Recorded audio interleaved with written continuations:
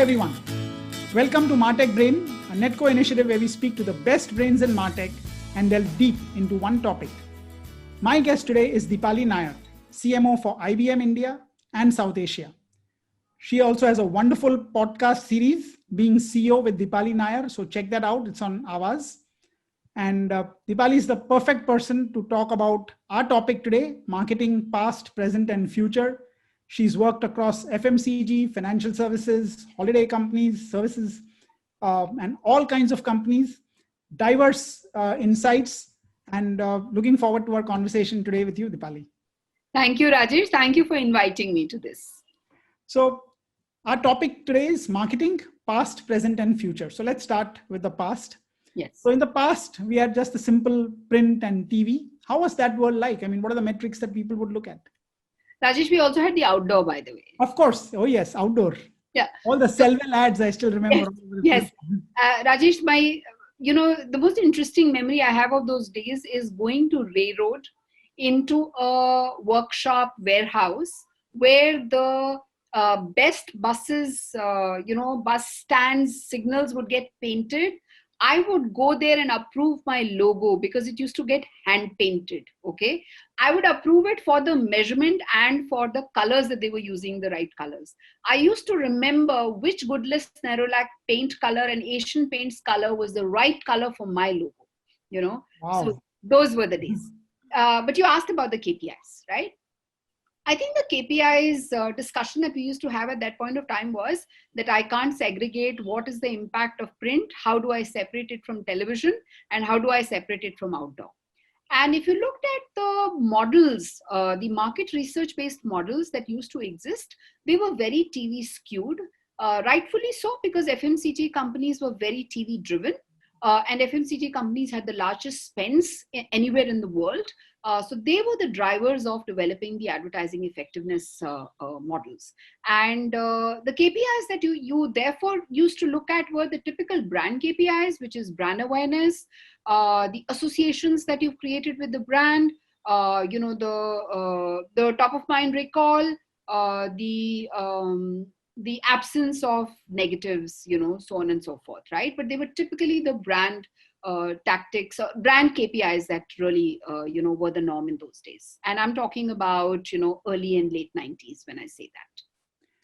And then we have the internet that starts to come in. Yes. So you have, of course, the brand advertising, which also happens on the internet, the early banners which come, and then Google and everyone transforms it with pay-per-click and tracking everything. Yeah. How did things change from the print, TV, outdoor world to the internet? The transition in between, which is early 2000s, okay, a period of, I would say, from 2000 to 2006, when all these changes were happening, they were faster, I think, in the US than they were in India. I think in India, very few brands were dabbling with serious budgets on this whole digital space. The amount of budget was very little from a percentage perspective for any CMO. It was not respectable. Okay. So the moment it is not respectable, then it does not also become a dominant delivery of ROI for my KPIs, right. So you, when it came to measurement, you still remained very, TV driven and you still remain brand focused. But I think where it started making a difference was actually on the customer service side in the service industry. It did not make a difference, I think, too much to the durable side. It did not make a difference to the FMCG side at all. You started hearing noises from the US, and I still remember that, 40% of the auto searches are first happening on the internet, but it wasn't a reality in India as yet, So the KPI still remained brand driven. But I think on the customer service side, the transaction, the ability to receive an email, I think email was really the first revolution, that started happening. I still remember running a campaign to get people to subscribe to email-based monthly portfolio statement. And, we promised them that we would plant a tree if you were to, this was an HSBC, we would plant a tree for you. And, paper saving and, the climate change was the thing that I kind of used to move them onto it. And the money that I found for that campaign was I did an Excel sheet personally to say, first year saving, second year saving, third year saving, the cost saving that we would have on the, couriering of the account statements, So those were the days, So the internet then starts, of course, growing. Yes. And in India, actually, before the internet sort of reached its rise, we had the mobile revolution, which came in. Yes. So we sort of almost, because we didn't have too much of wireline connectivity in India, broadband, it's only now starting to happen in small ways. Mobile takes off, and that's a whole new world. Yes. And therefore, once again, it was the transaction side of the customer experience that took off for marketing, which sometimes fell into the marketing domain and sometimes not. Mm-hmm. Okay? So for example, you had the growth of the so-called alternate channels. In some companies, the alternate channels reported into the head of sales. And in some companies, the alternate channel reported it into the marketing. Very few actually, into marketing. And then once again, the customer service teams, with the help of this whole SMS integration that was happening, that was also new to India. Across the world, it wasn't so much SMS as it was mobile calling, But in India, that whole SMS thing started. Then the cold calling started for business development, which is this whole alternate channel thing, So the cold calling started and the spam started everything. I will tell you the year that I'm talking about, 2009, 2010. I had joined L&T Insurance, and in insurance domain was, of course, I think a little ahead of the curve in terms of adoption of all digital technology and e-commerce, although it was the assisted model of closing the sale with the telecaller's help. Okay. But the interesting anecdote that I must tell you that, in Bombay, we all used to say, oh, we are getting spammed and the consumer is very worried. And, I get some 20 messages in a day, and I get so much email and stuff like that. I remember traveling to Chandigarh, and I was sitting there doing these consumer interviews. And I had people from Chandigarh say, but I don't mind getting these messages at all. I get 4-5 messages in a day. Anyway, what do I have to do on my phone? So, wow. I came back and I said, listen, we need to have a different strategy for Bharat and we need to have a different strategy for India. And Bharat was not even small town. Bharat was Chandigarh. So the paradigm shifted somewhere from 2010 to 2015 and at a very fast pace. From suddenly just this SMS, mobile calling, cold calling, business development, lead generation, to having e-commerce, transaction on the internet, payments on the internet. That's when the real revolution happened in the services industry. I see payments on the internet becoming a very strong accelerating or a catalyst, catalyzing point, so to speak. And then the world of holidays took over. I think the automobile still took a backseat because the end transaction was not really happening.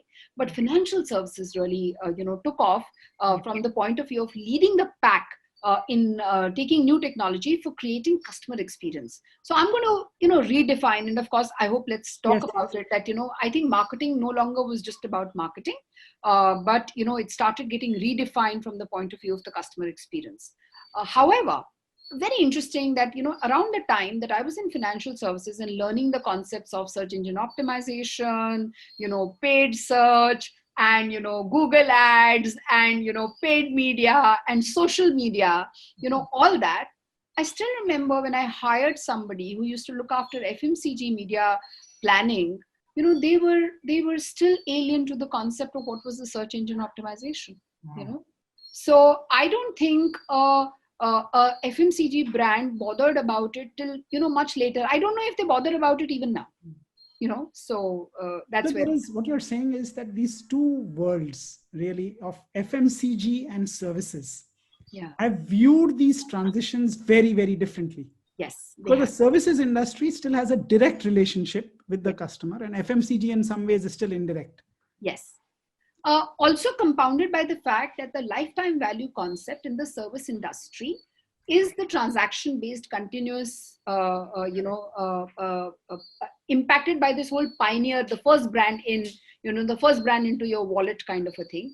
Whereas in the FMCG world, you can still make an impulsive choice, and I can continue to move in an ice cream world from an Amul to a Walls to a Magnum to a Haagen-Dazs and come back, right? Very easily. But once I have a credit card, or once I have a loan, I am tied in some manner. So, that is an essential difference between the two domains. And therefore, it basically leads to a sort of land grab approach that you need lead gen to happen. You Yes. need massive monies to start pouring in Yes. into digital marketing, and of course, then on the mobile. Yes. And you did Excel sheets then to say that I'm acquiring this customer in year one. Okay. Hypothetically, I'm going to make this customer is going to be a loss-making proposition for me, because I'm going to spend 10,000 rupees in acquiring the customer. I'm going to make only 4,000 rupees. So I'm going to be a 6,000 net loss in year one. Okay. Then in year two, I will be probably breaking even on this customer. Year three is when I start making money through this customer. So that's where the lifetime value concept really took hold in the financial services, where they were investing more money in acquiring the customer. And that famous model and research came in, remember, which said that it is 6 times more expensive to acquire a new customer versus retaining the old one. And this whole world of cross-selling, upselling, really came home and took shape. In fact, those ideas were there from in the world of telecom, which they did exactly that. The CAC, yes, customer acquisition cost, and the lifetime value, yes, which then started going into other industries. Yeah. Because for the first time, businesses could actually put a direct cost in terms of acquisition. You were doing your lead gen, so you knew exactly how much a lead cost and how much it costs to convert a customer, which is still happening today, of course. Yeah, but interesting, Rajesh, because for a very long time, and even now, even with financial services, the so-called brand spend remained a cost as a brand spend. And the so-called performance marketing spend, which was a direct cost attributed to acquisition of a customer, was a business development ROI-driven spend. So it's very important to note. So a CMO, if he was looking after the alternate channel, so to speak, which I was in an insurance company and even in the holiday company where I worked, I had the so-called brand spend where I did not have the pressure of the ROI every month, every week, every quarter, and I had the pressure of, delivering the leads at a certain cost, every week, every month, every quarter. This is my right and left arm, which completely moved differently, and had different value system, had a different cultural nuance. So how do you balance these two worlds? I mean, what you're saying is really on one side, okay, there is no, you're doing it to build the brand. That's a long return cycle. Yes. And here, at the end of every day, you're being measured on how many leads you generated. Rajesh, I think this is a function of the people who did the transition and made the effort, because I still remember circa 2015-16, by the time I had established myself as a successful e-commerce leader also, and of course had been a brand leader for a very long time. Some people coming to me and say, okay, Deepali, is there a book? How do I read up? Because it's now becoming a reality for me. And also some of the CMOs who had focused only on brand communication or marketing communication, as I call it, Marcom, right? They did not have a seat on the table any longer, right? Whereas the CMOs who were delivering business had a big seat on the table. So that's the change that happened. But I think in terms of the transition, I think really it's about balancing yourself and saying, I will do the right brain thinking and I will do the left brain thinking. It is really about doing a combination of both the things. This is maths. Very crudely put, of course, I credit my Marwadi blood. When I say numbers are in my blood, but this is very crudely put, it is the daily dukan that you run on the business development side. There's no other way of looking at it in a B2C business. You have to deliver the numbers on a daily basis. I used to track insurance sales daily, weekly, monthly. I used to know my cycle, and I used to say, what is the pipeline and what are the numbers and where the churn is going to come. It's exactly like a dukandar. And what is very interesting is also, and you brought it out just now, is that the role of the CMO changed. Yes. Okay, from being just a sort of brand custodian dealing with the agency, the CMO now becomes at the center of the business. Yes. Because your job is essentially to get the new customers. You also have to then worry about retention and engagement. Yes. With the CMO, with the customers. Yes. So it's and that's a great transition from a CMO perspective. Yes and no. I'll tell you why. Because if you were working in an organization which was a combination of brick and mortar and digital business, right? Which is where all our financial services are, right? You leave out the pure fintech players.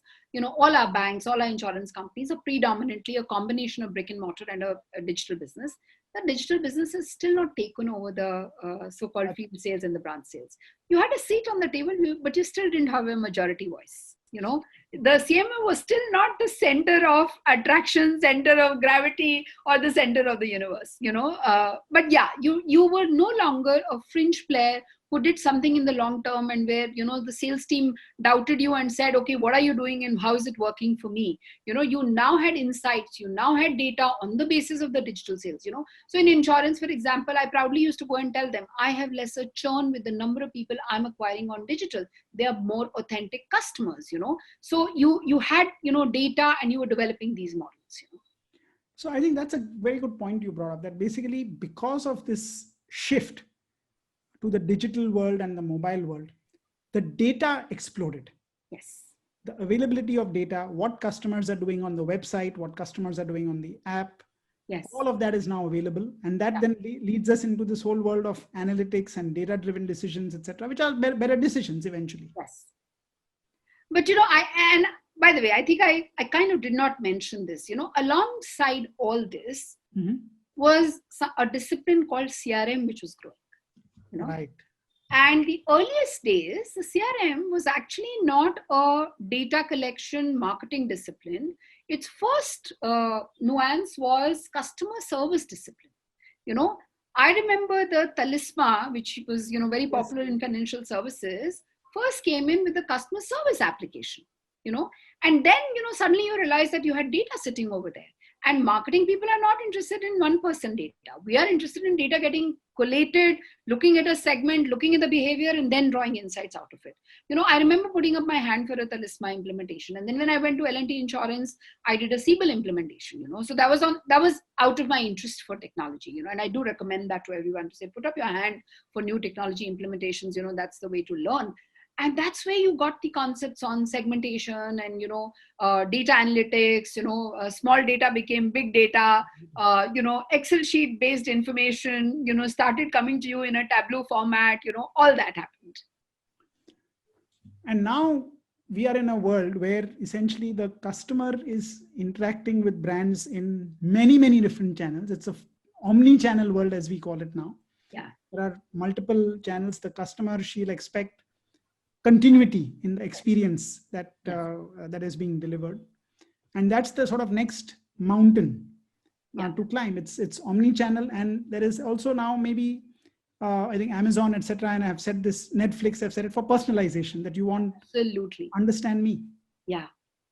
So let me just take you through the journey through two anecdotes. Yes. I had joined the holiday company. And my team, this is not too long ago, I'm talking about 2009, 2010, 12, 13. And they presented data to me, which showed that the predominant number of families have one child, okay? This beat any logic that I had. I said, a typical Indian family has to have some 1.7 child or 1.8 or 2.1 or 2.2, okay? It can't be 1 or less than 1, right? There's something wrong with the data. And the team had lived with that data for so long, they were very sure, the team sitting in the headquarters, right? My team, my analytics team was very sure. They said, no, Deepali, this is the way it is. I said, Arey, Mahindra Holidays customer is a very peculiar customer, yeah, can't happen. Right. But I had this little kira in my head, and which is where I say that, data needs to be massaged by a human brain. Right.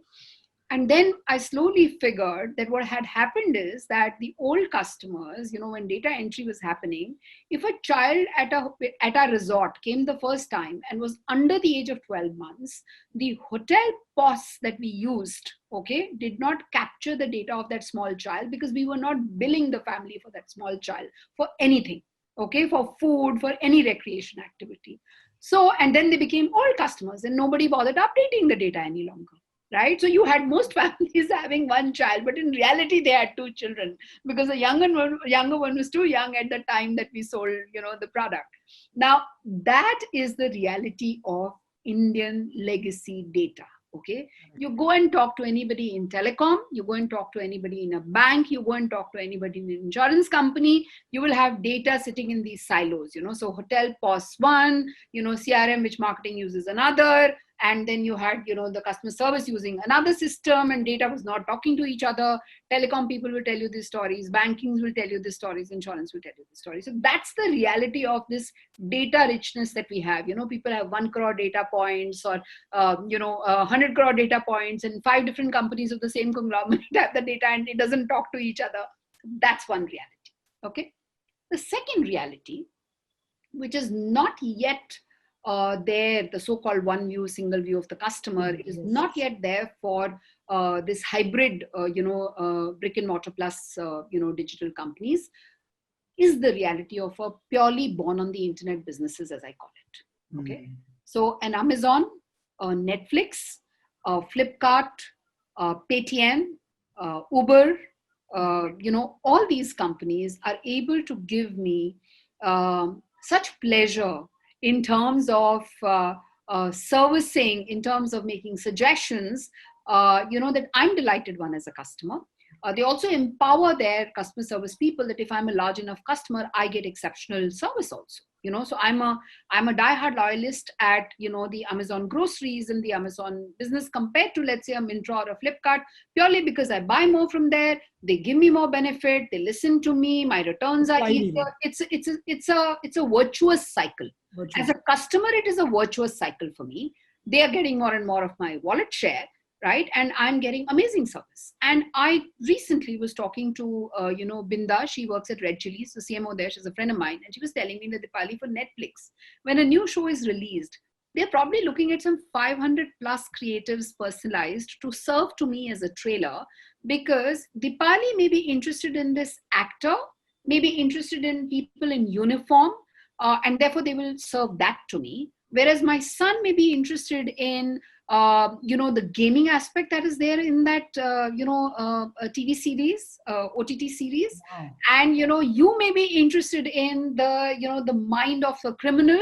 So therefore you will get a different creative. I will get a different creative, and my son will get a different creative, depending on what interest we've shown earlier in the series that we've watched, So it's come, so one, it has made, of course, a marketing team's life very complex, but I think it has also brought home to us that a human alone cannot do it. We need the marketing technology tools to make all this possible. If you have to do it in real time, if you have to do it with speed, and if you have to do it with scale. I mean, they're fascinating stories both. And I think that sort of brings us to the future part. Yeah. I mean, I think the data, you've touched upon some of these elements, data, the multiple channels, the personalization. And personalization at an individual level is really what you're bringing out, which probably machines can do much better in terms of analytics. What are the other 1 or 2 things that you're seeing, you see in the future that marketers today will need to be cognizant of going forward?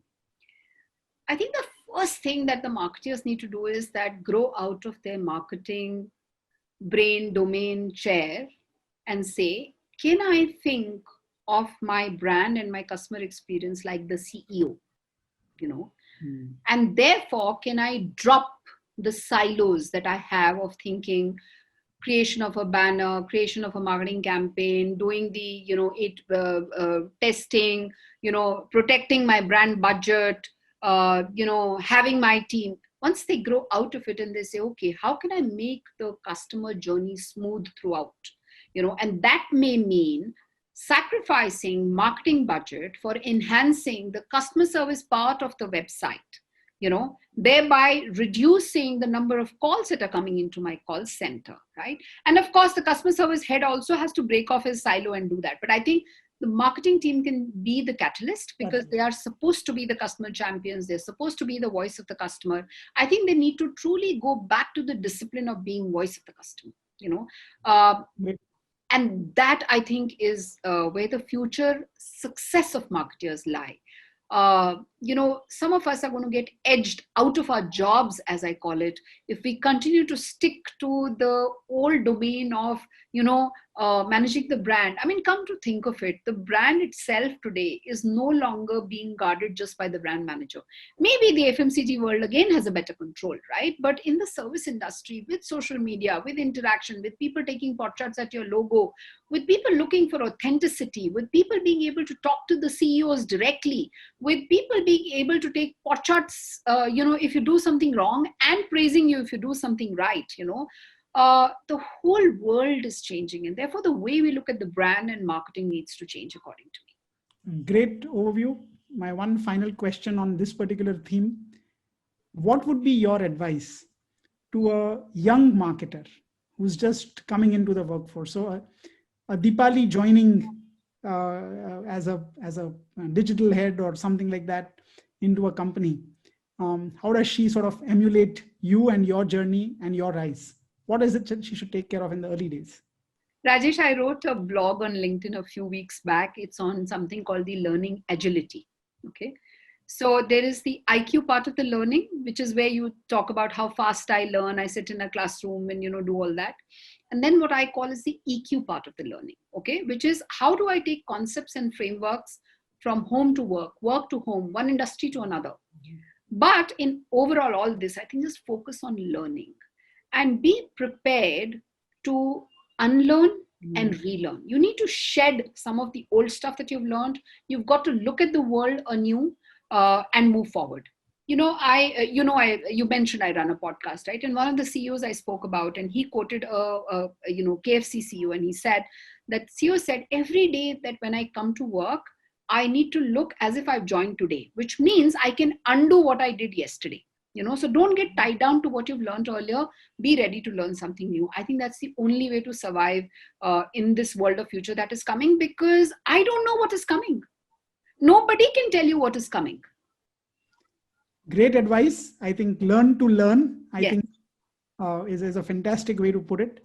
We come to the last bit of our segment, which are the 5 ones, sort of rapid fire things to end. One future tech or trend that excites you. Blockchain, because I think the authenticity that it will bring to the world of transactions will just smoothen all of our lives. The trust element which comes in. Trust element, yeah. Absolutely. And one tech trend which has disappointed you. Never, actually, nothing, Rajesh, because I'm just so fascinated by all of it. I think even the things that so-called, Orkut has failed, let's say, right? Or pages have failed. But I think there's a learning in there, right? So no technology trend has ever disappointed me. Very well put. One good book recommendation for people? Very personal, but it's a book called The Magic, because it's all about being grateful. It's all about, the message of gratitude. So I think that's a book I recommend to everybody. We all need centering in this mad world of, brands and market share and wallet share and business. I think we need that centering. So I strongly recommend that book. Great. On the marketing side, if you insist, then on the marketing side, my favorite is the Blue Ocean Strategy. Yep. Yeah. And they've got a new update which came out, I think, a couple of years ago. Yeah. And one good person podcast to follow. And you should not answer the question. I will do that for everyone. It is your channel on Avaz. Yes. It's called Being CEO with Deepali Naair. That's the podcast to listen to. Fantastic. And no, I think that's genuinely, I think the ability to combine your insights into the mind of a CEO. And what's very good is that CEOs are willing to be so open and willing to talk about. I think that's fantastic. I think the comfort factor of talking to somebody like me who's been there along with them, done that, people like me, other CXOs, I think that comes through. So it's a comfortable conversation. Yes. Yeah. And last question, one key driving belief in your life. Pay it forward. You must,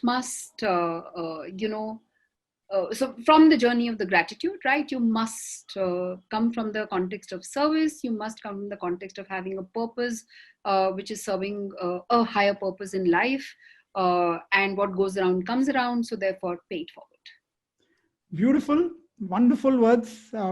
Deepali, it's been a fantastic session. I think we covered so much ground in the last half an hour or so. Thank you very much. Thank you, Rajesh, for giving me the opportunity of, nostalgically remembering all the lovely things. I think it was a great sort of fast journey through almost 20 to 30 years of how things have changed. And sometimes it's easy for us to lose track of where we sort of started the journey and where we are now. And there's lots to come. Yes, lots to come. And so thank you everyone for watching and listening. That was Deepali Naair. And we'll be back with a new episode of MartechBrain next week. Thank you very much.